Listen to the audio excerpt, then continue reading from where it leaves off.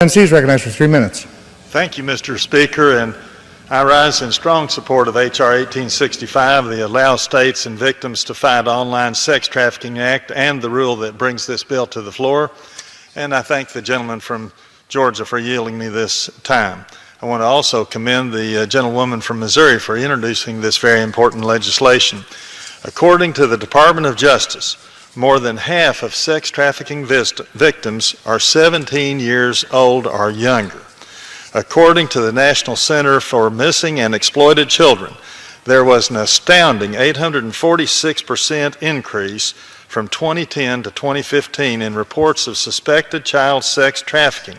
They found this to be, quote, directly correlated to the increased use of the internet to sell children for sex.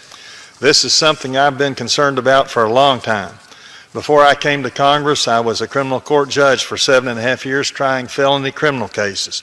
Far too many of those cases involved sexual abuse of minors.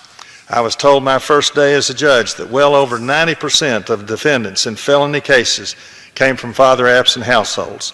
Certainly family breakdown has been a major factor, maybe the major factor in almost all serious crimes we have had through the years. But certainly another problem is that we have addicted our children to the computers. Now almost everyone is addicted to computers, iPads, iPods, and screens of all types. While some technology has been good, it has also in some ways been very harmful to many in our society.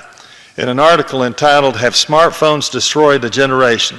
psychologist Jean M. Twenge wrote in the Atlantic magazine, quote, "If you were going to give advice for a happy adolescence based on this survey, it would be straightforward. Put down the phone, turn off the laptop, and do something, anything that does not involve a screen." She wrote that too much time on the internet has caused teenagers to be much more subject to mental problems of all types, even depression and suicide. While this advice pertains to teens, I think it really applies to everyone. Even most adults today would be healthier both mentally and physically if they spent less time staring at screens. Today, technology has made many things easier, but unfortunately, this includes the crime of child sex trafficking. This is very important legislation, very necessary at this time, and I strongly encourage my colleagues to support this bill, and I yield back the balance of my time. Gentleman from Georgia reserves.